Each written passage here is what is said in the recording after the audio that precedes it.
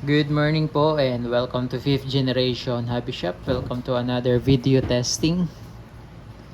Bago tayo mag-umpisa, shoutout natin si Sir Dado. Sir Dado, welcome to 5th Generation Hobby Shop.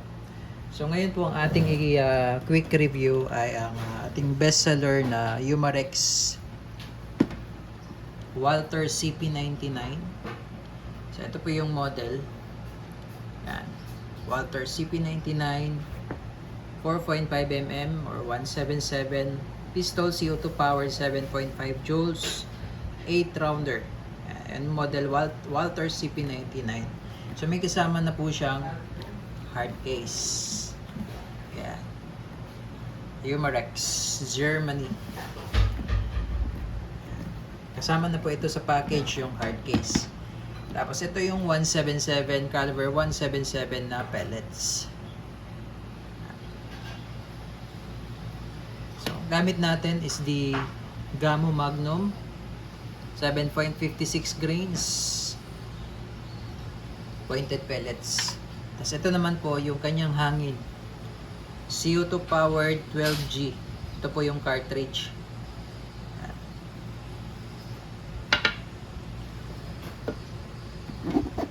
Okay, again, shoutout po kay Sir Dado.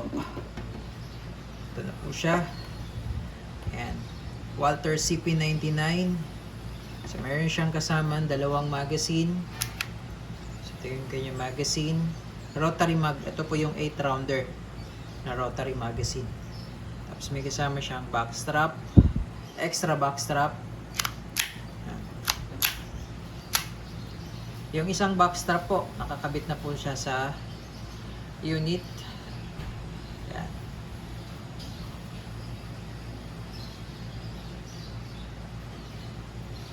So meron siyang naka-riffling po siya. Yan. Yan. Kung mapapansin nyo po yung barrel niya, merong groove po yan. Ayan.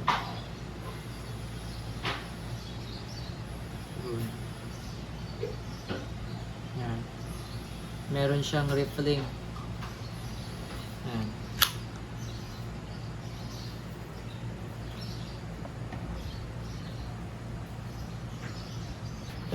Okay, so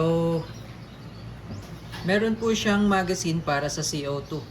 So ito po, to release the magazine, ito po yung mag-release. Yan, push down nyo lang po. Yan, so ito yung magazine para sa CO2. Ayan.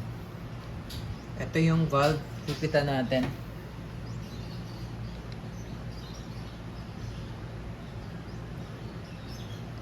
Ito naman po yung valve tool. Ayan po. So pag maglo-load po kayo ng CO2, lagyan nyo po muna ng silicone oil. Ito.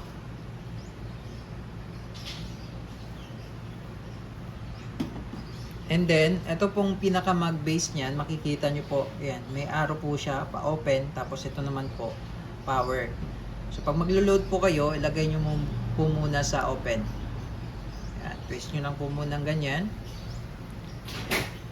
Tapos load nyo po yung CO2. Tapos ito po,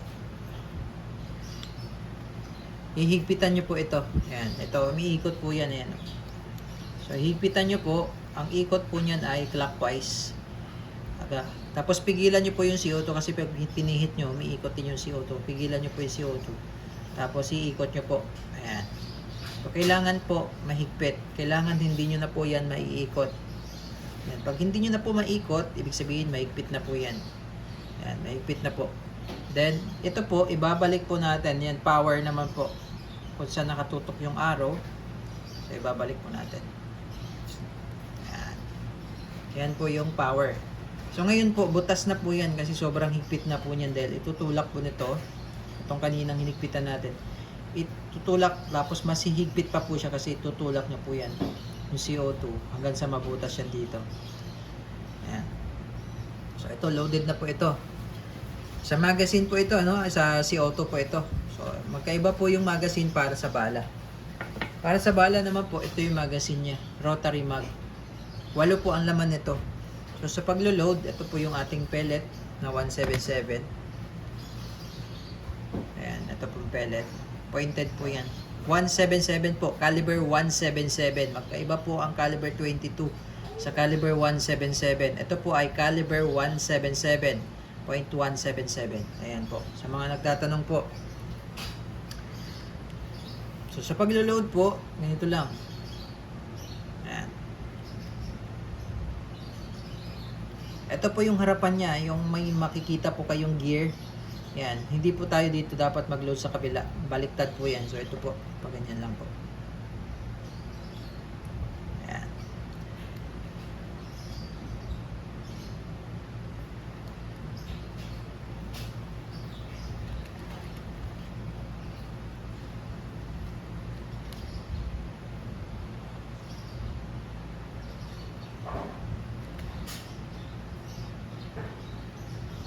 Yan, ganyan po. 8. Lagyan na rin po natin yung isa.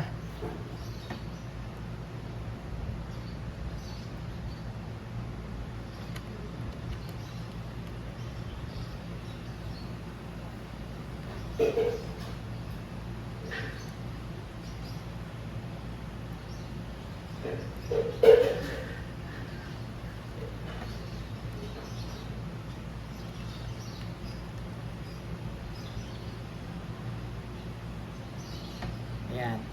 Tapos, ito po yung release ng slide.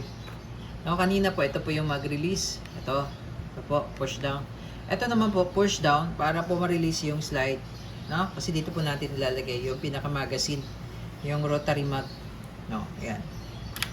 Ayan. Push down nyo lang. Ayan. Diyan nyo po ilalagay yung mag. Pag ganyan po, no? Ito po yung harapan. Kasi po, itong pinaka-gear na yan, yan po yung isasalpak nyo dun sa may butas na yun. Pag ganyan. Ayan. Tapos, ibabalik nyo lang po yung slide. Ayan. Okay. So, ngayon po, ito pong CP99, ayan, meron po siyang decocker. So, pag kinasan nyo, ayan, so pag ikakasan yung ganyan, ayan. Tapos, hindi nyo na po ipuputok, pwede nyo pong i-decock. Ito po yung decocker nyo. Ayan, push down nyo lang. Ayan. Yan yung decocker nyo. And aside from the decocker, meron din po siyang manual safety. Ayan. Sa ngayon po, naka-fire yan, fire mode. Pagka isi-safe nyo po, push nyo lang to. Ito. Kung gumagalaw na yan, ayan. Push down. Ayan. Push down. Tapos forward. Ayan. So, nakikita nyo pong S. Yan po ay safe. Ayan. Safe. Ngayon po, pagka gusto nyo ipa-fire, push down again. Then, backward lang. Ayan. Okay. So, ganun lang po. No? Tapos, ito po yung kanyang serial number. Serial number. Laser engraved po yan. CP99 Walther. License po yan ng Walther. Ayan. Made in Germany po. Okay. So, bali ito po yung kanyang manual.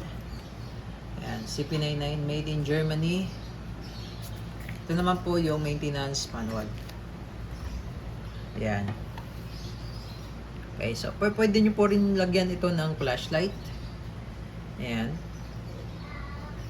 So, single and double action siya. Pagka gusto nyong double action, pagka sa double action, kalabit lang ng kalabit. So, iikot siya. Double action.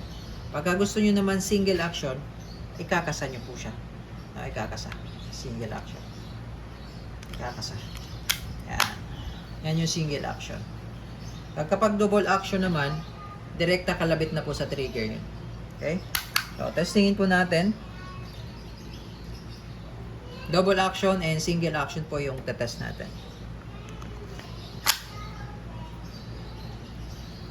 Walther CP99.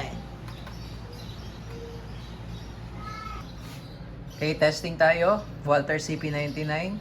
Single action. So, pag single action, ikakasa nyo po. Ayan.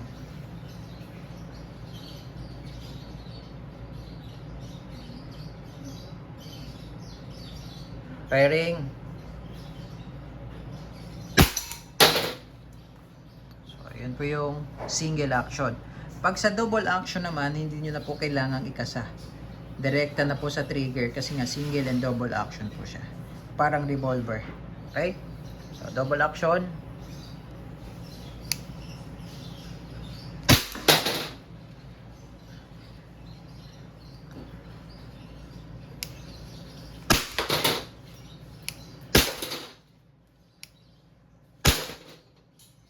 Ayan. So, maganda siya. Malakas din siyang malakas yung putok niya, malakas yung tunog niya. Ayan. Okay, so ubos na yung 8. Release lang natin yung slide. Pwede nyo siyang alalayan para hindi hatak talaga. Ayan. Tapos testing natin yung isa pa. Isa pang magazine. Ayan.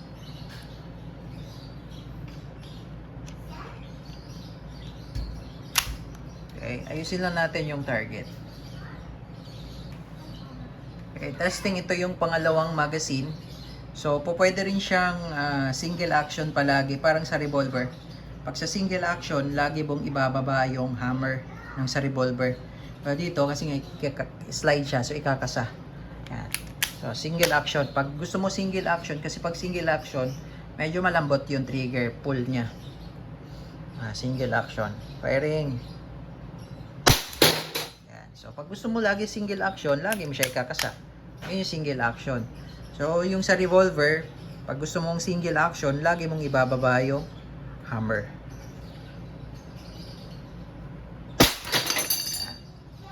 Pag sa single action. Pero pag sa double action naman, direkta na yun. Semi-automatic naman siya.